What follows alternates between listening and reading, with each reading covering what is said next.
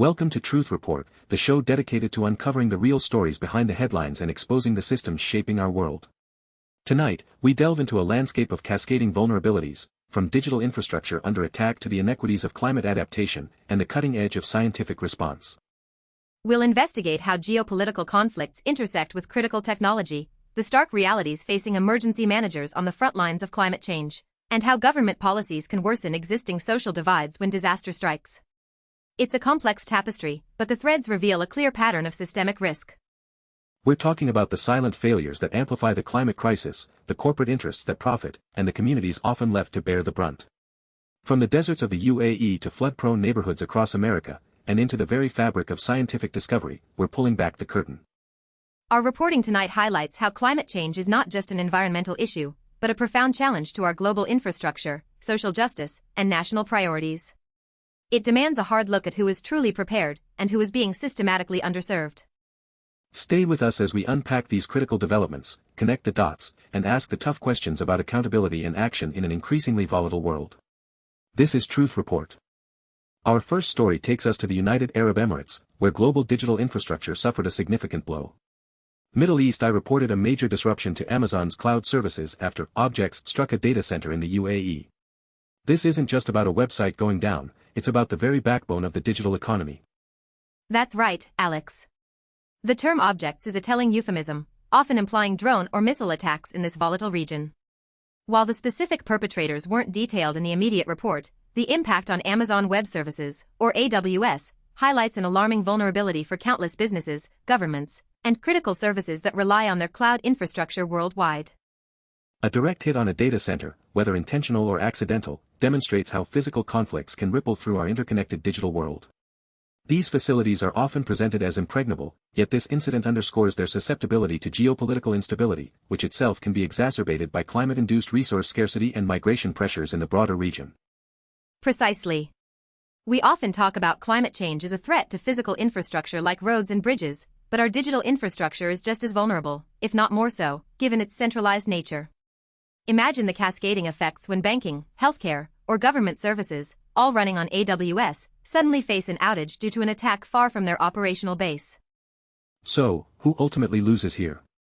Beyond the immediate disruption, it's the smaller businesses and startups that rely entirely on these cloud services, unable to absorb prolonged downtime. Amazon's reputation takes a hit, of course, but the real cost is borne by the global economy and the public who depend on these services daily. And who benefits? Certainly not the innocent civilians whose lives are disrupted. Perhaps the actors behind the objects gain some tactical or political leverage, but this incident also reveals a deeper truth: the immense power concentrated in the hands of a few tech giants like Amazon, whose operational stability is now a matter of global security. It forces us to reconsider the resilience of our digital ecosystem. With climate change increasing the frequency and intensity of extreme weather events, and geopolitical tensions rising globally, these critical data centers face a double threat: environmental and conflict-driven. This incident underscores the urgent need for diversified, resilient digital infrastructure, less concentrated in single points of failure. The current reliance on a few hyperscale cloud providers creates a systemic risk that our governments and corporations seem woefully unprepared to address in the face of converging climate and conflict crises. Turning our attention to the domestic front, ProPublica, a leading investigative journalism organization, is actively soliciting input from emergency managers across the United States. They're preparing to report on the next disaster, and their survey speaks volumes about the current state of disaster preparedness.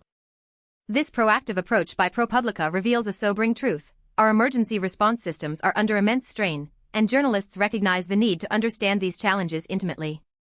It's a tacit admission that the next disaster isn't a matter of if, but when, and that current preparations are often insufficient. The very act of reaching out to emergency managers, the boots on the ground, suggests a deep-seated concern that local and state governments are struggling. ProPublica is seeking to identify systemic weaknesses, resource shortfalls, and policy failures that often come to light only after a catastrophe has already unfolded. And with climate change undeniably increasing the frequency and intensity of events like floods, wildfires, and extreme storms, those managers are facing an unprecedented burden. They're often underfunded, understaffed, and overwhelmed, yet they are the critical link between federal resources and vulnerable communities. Who benefits from this kind of investigative reporting? Ultimately, the public. By exposing shortcomings before the next disaster, ProPublica aims to hold government agencies accountable, push for better resource allocation, and highlight successful strategies that can be replicated. It's about saving lives and improving resilience. Conversely, the public loses when these systemic issues remain unaddressed, and emergency managers continue to operate without the necessary support. The cost of inaction is measured in human lives, destroyed homes, and prolonged recovery efforts, disproportionately affecting the most vulnerable among us. This initiative shines a spotlight on the power structures at play. Federal agencies often dictate policy and funding, but local governments bear the operational responsibility. The disconnect can be immense, leading to frustration and inefficiency at the most critical moments. It's a critical examination of government readiness in the face of accelerating climate impacts. ProPublica's work here can serve as a catalyst for change, forcing policymakers to confront the realities on the ground and invest adequately in preparedness, rather than just reacting to the aftermath. Our third story delves into a profound issue of climate justice, the equity implications of federal-local cost-sharing in flood buyout programs. A new research paper on AR14 highlights how these government programs, intended for managed retreat from climate-driven flood risk, often perpetuate racial and economic disparities. This is a critical investigation into how climate adaptation policies, ostensibly designed to protect communities, can actually reinforce existing inequalities. The study uses a game-theoretic analysis to expose how cost-sharing arrangements between federal and local authorities strategically interact to create inequitable outcomes for heterogeneous homeowners. The abstract clearly states that empirical evidence already documents substantial racial and economic disparities in these buyout programs. This isn't just theory, it's a systemic problem that sees certain communities, often wealthier and predominantly white, receiving buyouts more readily or on more favorable terms.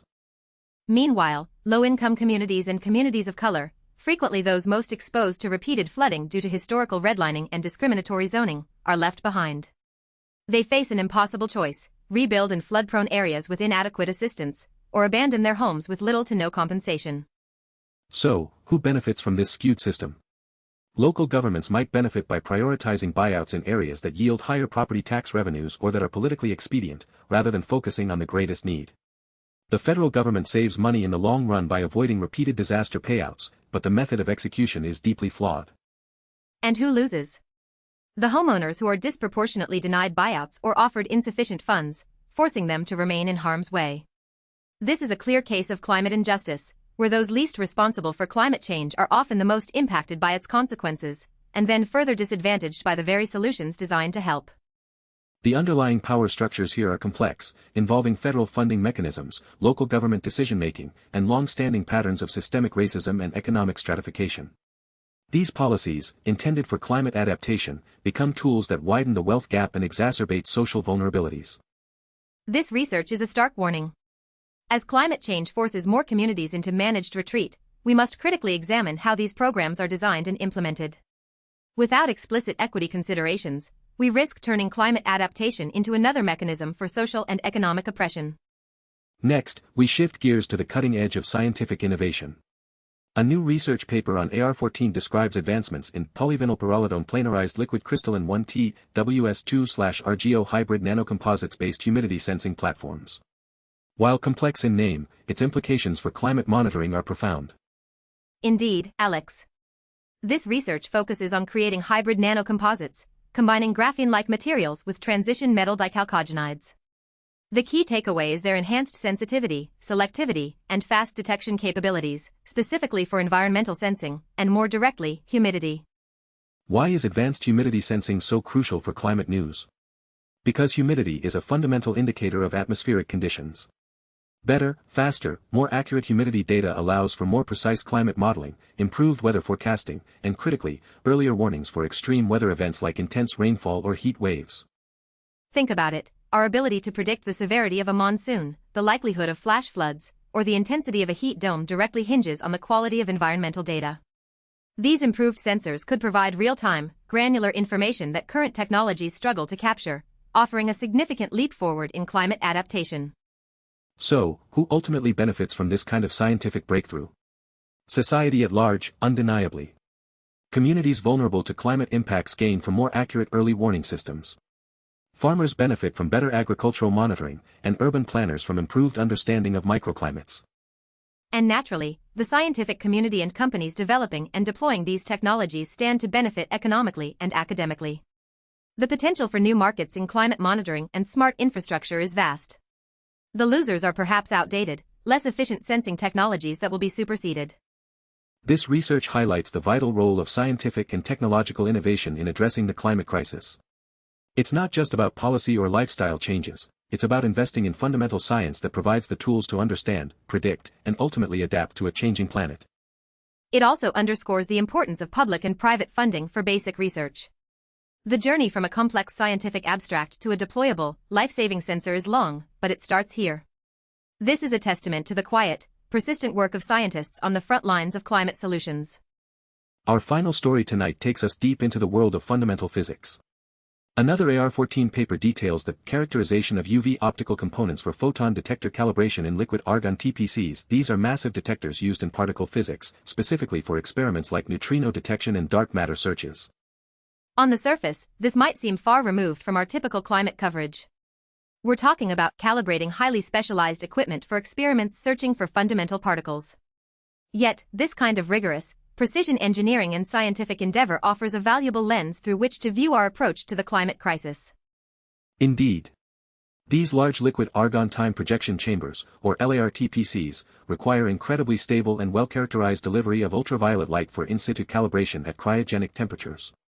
The research meticulously measures properties like light loss in optical fibers and connectors, a testament to scientific rigor. The meticulous detail and investment in such complex, fundamental research demonstrate humanity's capacity for solving grand challenges. While this specific project is about neutrinos, the underlying scientific methodologies, technological advancements, and collaborative efforts are directly applicable to other complex systems, including Earth's climate. So, who benefits from this deep dive into particle physics? The scientific community, certainly, by expanding our understanding of the universe.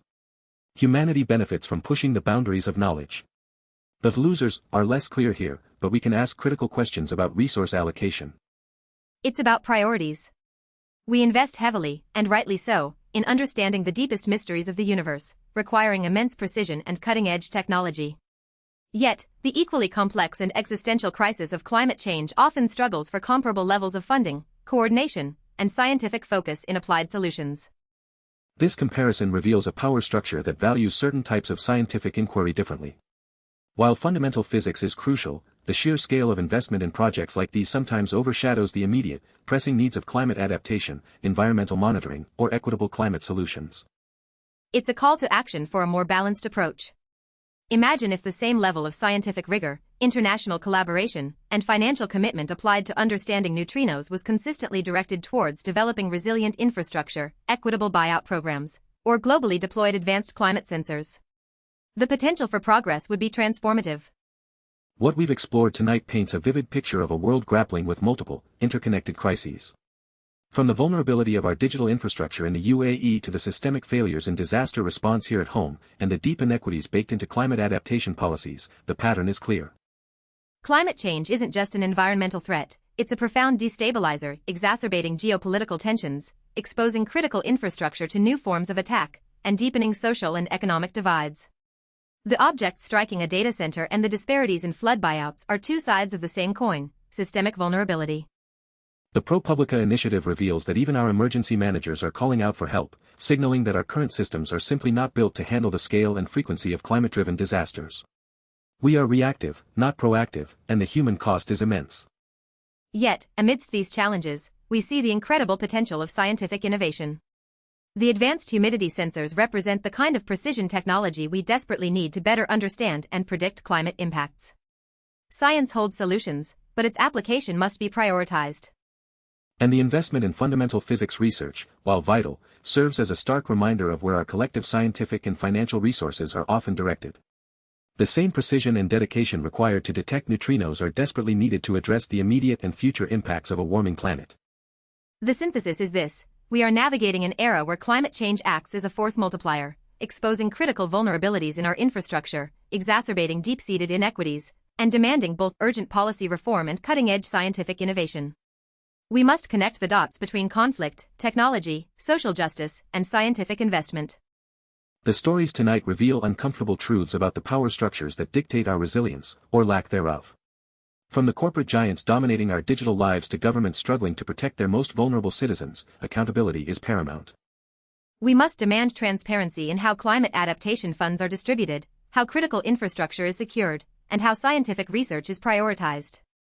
It's not enough to simply react to disasters. We must proactively build a more resilient, equitable, and informed future. Engage with these issues. Ask your representatives tough questions. Support independent journalism that connects these vital dots. Our collective future depends on understanding these complex interactions and holding those in power accountable for their choices. For Truth Report, I'm Maya Clarity. And I'm Alex Truth. Thank you for joining us. We'll see you next time.